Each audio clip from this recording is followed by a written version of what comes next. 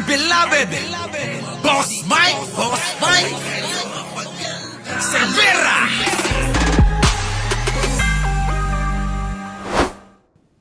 Na bumaliktad na ang isang Joel Villanueva dahil nakiusap daw di umano ang tatay niya na si Brother Eddie Villanueva.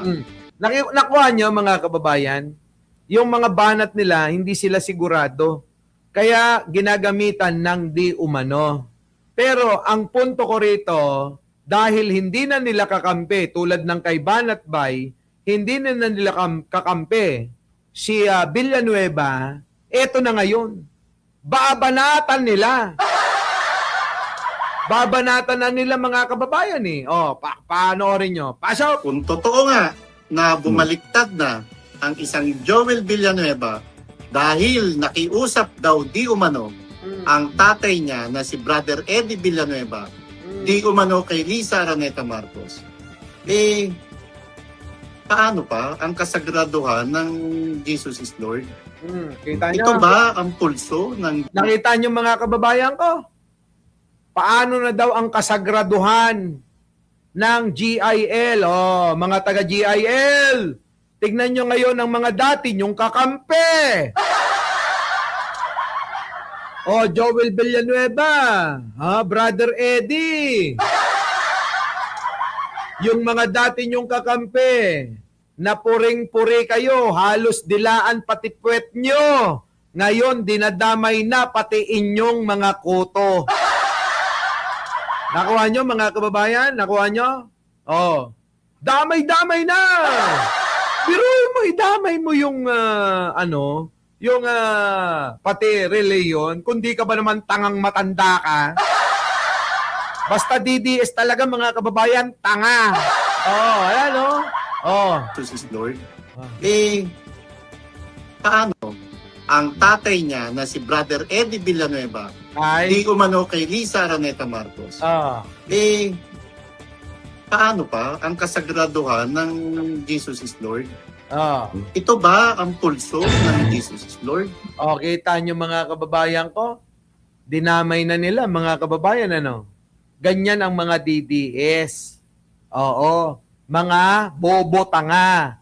Hindi na nila alam kung ano yung mga ikakatwiran nila. Hindi na nila alam yung ibabanat nila. Diba mga kababayan, oh? Ito ba talaga yung aral na ibinibigay nila sa kanilang mga miyembro? Kita nyo mga kababayan, pati aral, oh. Sabihin mo kaya yan sa iglesia. Sige nga. Sabihin mo sa iglesia. Pagka etong si Marcoleta bumaliktad, masasabi mo kaya yan sa INC, sa Iglesia ni Cristo? Questionin mo yung aral na tinuturo nila. Kundi ka ba naman tangat sinto-sintong isa? Mga kababayan, sinasabi ko na sa inyo, ang paniniwala sa mga kanya-kanyang mga relihiyon na kinaaaniban natin, hindi natin kailanman pag-usapan at pagtalunan. Kasi malalim yan. Irespeto na lang natin yung kanilang paniniwala dyan. Diba? Paniniwala nila, pananampalataya nila yan bakit natin pakikialaman? Bubo nga tumanda ng mga bitter, ng mga bobo, ng mga umasa na magkaroon ng magkaroon ng posisyon sa Malacanang, ayon, nga. Di ba? Kayo talaga, ewan ko sa inyo. Muslim man kayo, Katoliko man kayo, GIL man kayo, Christian man kayo, INC man kayo, Sabadista man kayo, kahit anong relihiyon nyo, kailangan natin magrespetuhan kasi malalim na usapin yan. Wala pa tayo sa mundo, matagal ng mga nagdidebate yan, hindi pa rin napapatunayan kung sino ang kung sino ang tama sa kanila. Kita nyo nga si Brother Eli Soriano. Nategi bambam na. Di ba? May nanalo ba sa mga diba-debate? Di ba nananatili pa rin sa kanilang mga pinaniniwalaan? Oh, irespeto na lang natin yun. Huwag na tayong magtalo-talo. Kung yan ang paniniwala ko, bakit hindi? Ituloy mo. Kung yan ang nakikita mo na makakapagligtas sa kaluluwa mo, go ahead. Di ba mga kababayan ko? Doon sa kabila, ganun din. Sa kabila, ganun din. Hayaan nyo sila. Paniniwala nila yun Kaya nga sinasabi ko sa mga gunggong na itong mga didis, reklamo ng reklamo, mga putang ina. Ikaw makinig ka, matanda ka na. Unahin mo yung sarili mo. Hindi yung laging naasa sa gobyerno. Pakialam kayo ng pakialam, nanalo na ang Pangulo. Ang masakit niya, naging parte pa kayo ng pagkapanalo. Tama na yon. Dahil mga kababayan ako'y naniniwala na ang pakikialam sa gobyerno ng marami sa atin, sa tayong lahat ng mga Pilipino, tuwing eleksyon yun yung pagkakataon mo. Pagkakataon natin, ikaw lalo ka na matanda. Pagkakataon natin, alin? Tuwing eleksyon, iboto yung naayon sa ating konsensya, sa ating pangunawa, sa ating pagkakaalam na ito ay matuwid. At pagkatapos nun, matapos mong suriin kung sino ang karapat-dapat sa iyong boto, tapos na yon. Yun na yun. Nagawa mo na yung karapatan mo. Kaya kung ang magiging resulta ng desisyon mo sa iyong boto, wala ka nang magagawa ron kung hindi magpasakop sa maluluklok na Pangulo. Ano ang dapat mong gawin? May magagawa ba yung kakasigaw mo, kakabatikos sa gobyerno? Wala nang magagawa yan kung hindi makakadagdag lang yan sa problema ng bansa natin, ng gobyerno natin. Deserve ng isang Pangulo na naluklok para siya ay irespeto, para siya ay suportahan, para magpasakop tayo. Yun ang dapat. At ikaw naman, na bumoto na, natapos na yung iyong mga obligasyon. Yun ang obligasyon natin bumoto ng karapat-dapat. O tapos na. Asikasuhin mo na ngayon ang sarili mo. Unahin mo yung bayaran mo sa kuryente mo. Kung saan ka kukuha dahil hindi natupad yung pangako ni Marcoleta na 2,000 pababa sa kuryente, libre na. Hindi natupad Yun ang problemahin mo. Hanap buhay. Punta rito. Saan ka pupunta? Diba? Hanap ka ng pagkakakitaan para sa pamilya, susubo sa mga anak tuwing umaga para may malalamon sila. Hanap buhay para may maitulong sa magulang, unang-una sa nanay. Ganyan. Hanap buhay para saan? Sa sarili. Gayon! Wala nang maitutulong yung bunganga ninyo, tuligsa ninyo sa gobyerno. Dahil wala namang ibang sisisihin, kundi ikayo mismo na mga naghalal. Kung meron kayo ngayong hindi nagugustuhan, mga putang ina nyo. O ngayon, presidente na Ano ang ibig ko sabihin? Makakatulong pa ba yung kakatuligsa mo? Makakatulong pa ba yung pagkampi mo sa mga putang inan to? Nakatulad ng mga grupo ni Banat Bay, nila Maharlika, at saka ito? Wala na mga kababayan. Wala na. Kailanman, nagiging kayo, nagiging pasali-sali lang kayo. Pasali-sali lang kayo. Kalat-kalat lang kayo. Ha? Nakakadagdag kayo ng distraction sa pagpapaunlad ni Pangulong Bongbong ng bansang ito. Putang ina nyo. Tama, mga kababayan ko? Oh, tingnan nyo ngayon ang ginagawa. Kapag ka naging kalaban na, babanatan na nila kung ano-ano. Lahat na lang, mga kababayan, dinadamay. Pati kuto ni Villanueva. Sangkot talaga eh.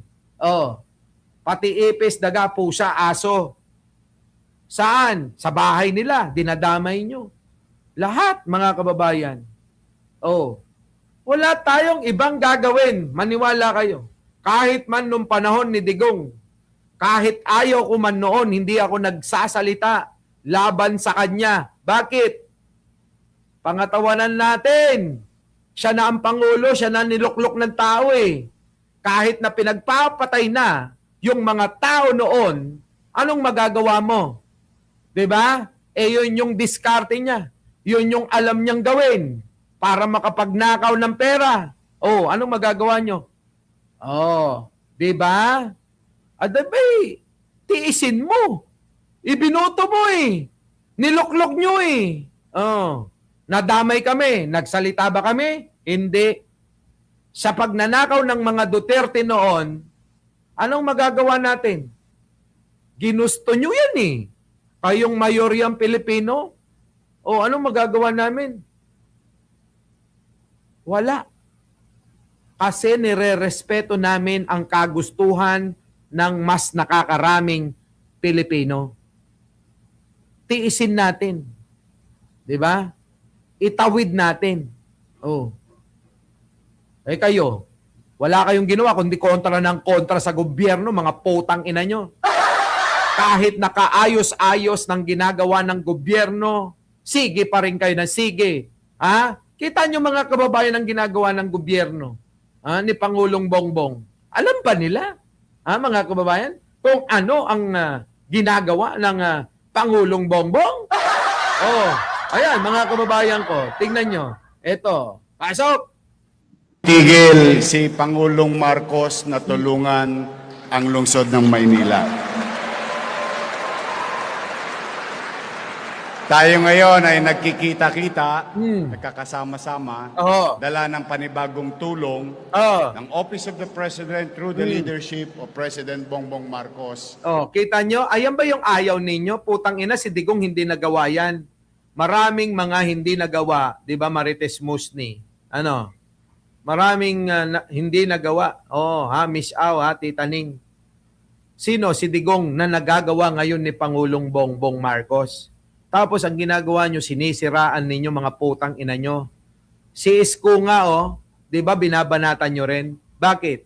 Kasi sumasama kay Pangulong Bongbong Marcos. Di ba? Sumasama eh. Nakikita yung ginagawang mabuti.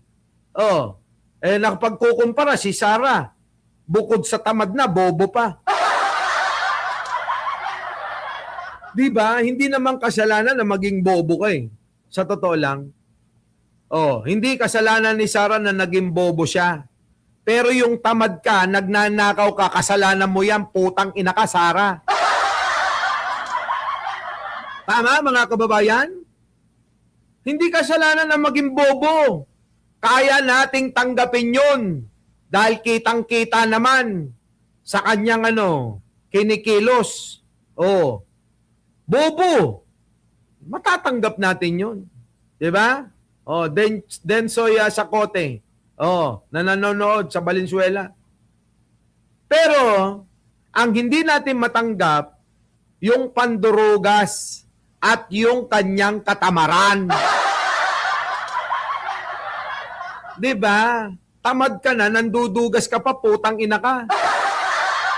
Pero ang Pangulong Bongbong Marcos, makikita nyo mga kababayan ko, pinupuri ng kanyang mismo na numero 1 na kritiko dati. Sabihin nyo, di, ngayon lang yan, si Isko. Dati pa yan, ganyan, si Isko, mga kababayan ko. Baka nakakalimutan nyo, si Isko Moreno ay nakalaban ni Pangulong Bongbong noong 2022. Di ba? Si Pangulong Bongbong Marcos, ay, nakalaban ni Pangulong Bongbong Marcos at naging kritiko. Maraming binitawan ito ng mga salita. Na hindi kaaya-aya kung ikaw ay sumusuporta kay Pangulong Bongbong. Pero ngayon, nakita nyo, ang puri, mga kababayan, ni Isko Moreno, ni Mayor Isko Moreno, kay Pangulong Bongbong Marcos, mga kababayan, hindi nyo na matatawaran o kayo na humusga. Pakinggan nyo ho ito, mga kababayan, ha? Pakinggan nyo. Itong Marcos na tulungan ang lungsod ng Maynila. Tayo ngayon ay nagkikita-kita, nagkakasama-sama, dala ng panibagong tulong ng Office of the President through the leadership of President Bongbong Marcos sa kanyang Presidential Scholar and Financial Assistance as additional budget for every barangay. Kita nyo? Nangyari ba, Mr. President, I would like to also inform you today, since yesterday, is the second tranche of your bigas bawat mamamayan program sa lungsod ng Maynila. Kita nyo, mga kababayan, di ba? Si Linta Mori nagtatanong. Linta Mori, replay nga ni... Replay! Replay tayo, Linta Mori, ha? Mag-like ka na. Dinideliver po ngayon sa lahat, lalong-lalo na sa mga manggagawa na nasa loob ng Maynila. Kaya po, mga batang Maynila, sabay-sabay natin salubungin ng masigabong palakpakan at mainit na pagtanggap sa lungsod ng Maynila ang ating minamahal na Pangulo ng Bansa, His Excellency President Ferdinand Bongbong Marcos Jr.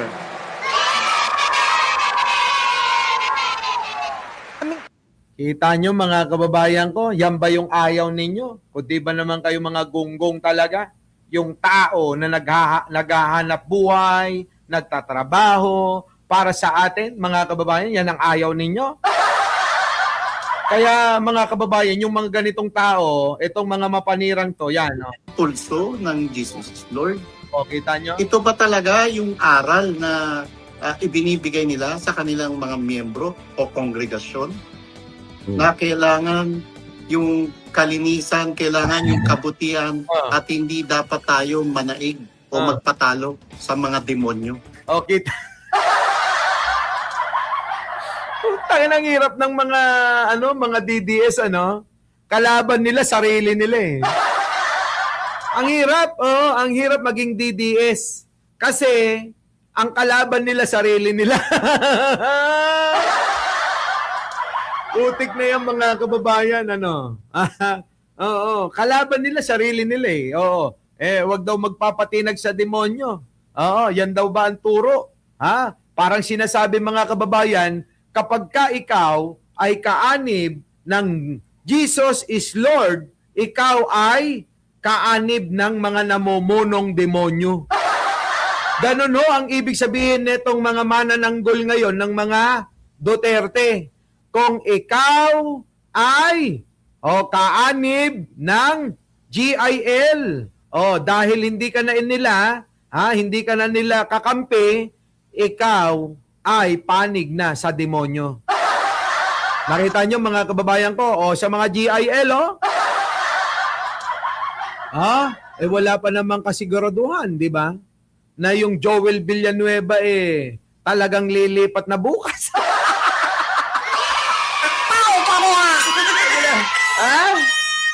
Bakit? Sigurado na ba kayo bukas ililipat na? Di ba? Yan. Team song ng DDS, salamin, takot sa sarili nila. Yan. Di ba? Ayan, demonyo daw demonyo ba? Sa kanilang mga miyembro o kongregasyon. Na ito ba ang pulso ng Jesus is Lord? Yan. Ito ba? Benjamin, replay ito. Ito ba? Ang pulso ng Jesus is Lord? Yung GIL? Kayo mga GIL, mga membro ni Brother Eddie Villanueva. Ito ba talaga yung aral na ibinibigay nila sa kanilang mga miyembro? Kita nyo, pati aral, pinakialamanan na ng mga Tangina mga kababayan, hindi na lang irespeto kung ano yung desisyon, magiging desisyon ni Villanueva, ano? Talagang ang ginagawa nila, pinanggigigilan nila, no? Pinanggigigilan nila eh. Tuloy. Kongregasyon na kailangan yung kalinisan, kailangan yung kabutihan at hindi dapat tayo manaig o magpatalo sa mga demonyo. Yun na nga, kayo. Kalaban nyo, sarili nyo. Huwag kayong magpatalo sa sarili ninyo. Oo, mga demonyo kayo eh. Kaya kailangan, Carl G.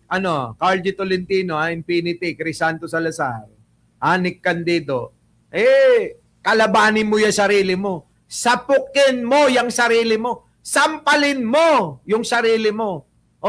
Kung gusto mo, sabunutan mo si Marcoleta.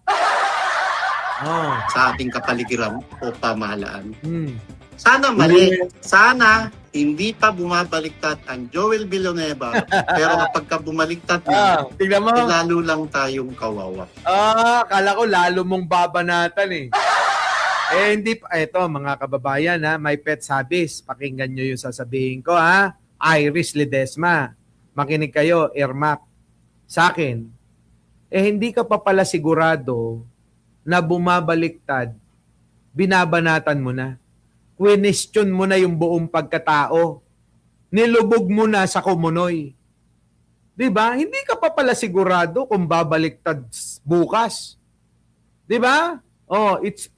Sports only. Hindi to live. Replay po ito ngayong Sunday, Diba mga kababayan? Nakuha nyo yung punto ko.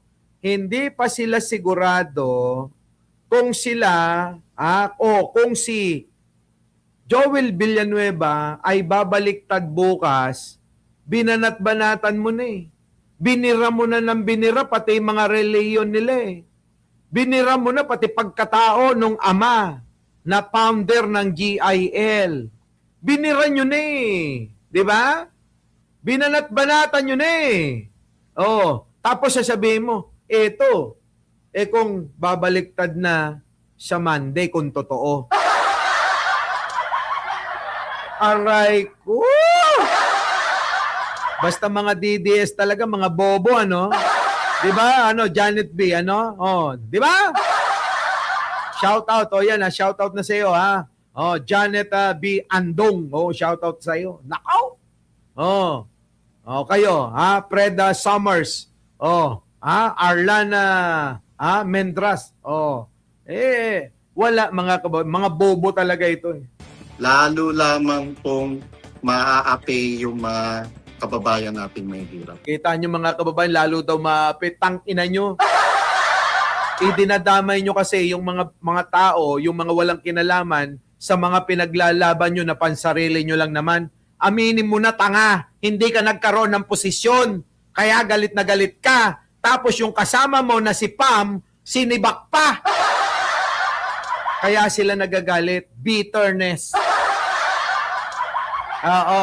Sobrang pait ng nararamdaman nila, mga kababayan.